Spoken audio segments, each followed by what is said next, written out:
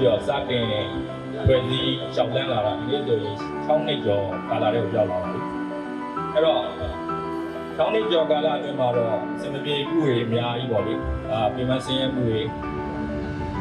ပြင်ရှုံးနေမှုတွေကြာရှုံးမှုအများကြီးပေါ့ဒါပေမဲ့လည်းကျွန်တော်တို့ရဲ့ဒီလောဘောကိုင်တဲ့ဒီကိုမောင်နှမတွေအားလုံးကဝိုင်းဝန်းကိုကြီးလောက်ကင်ပေးတဲ့အတွက်ကြောင့်ကျွန်တော်တို့ဒီချိန်ကြီးရက်ကြီး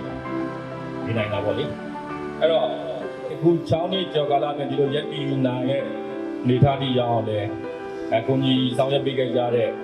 ကိုကြီးဆောင်ရွက်ပေးနေစေဖြစ်တဲ့ဒီကိုမောင်နှမအားလုံးကိုအများကြီးကျေးဇူးတင်ပါတယ်လို့ကျွန်တော်ဒီနေ့နေ့ထပ်မပြောကြလို့အဲ့တော့နောက်တစ်ခုကကျွန်တော်ပြောလို့တာကျွန်တော်တို့ကြီးပေါ့လေလောဘောကိုင်ဘက်ဒီကိုမောင်နှမတွေကနေ senior level တွေကျွန်တော်ပြောပြနေတာကတော့ကျွန်တော်က company ဖြစ်စေလူမှုတိုင်းဝန်းမှာဖြစ်စေကျွန်တော်တို့က organization ဆိုတဲ့ဖွဲ့စည်းရှိတာပေါ့လေအဲ့တော့ကျွန်တော်တို့ကနောက်တက်လာမဲ့ junior တွေ subordinate တွေပြီးရင် entry level တွေညီငယ်ညီမငယ်တွေကိုပေါ့လက်တွဲခေါ်ယူပေးပါပြီးရင်တက်နိုင်စကိုရဲ့အကောင်းမွန်တဲ့မူကျင့်လေ့ကျင့်ကောင်းတွေပြီး experience ကောင်းတွေကိုတင်ကြားပြသပေးပါ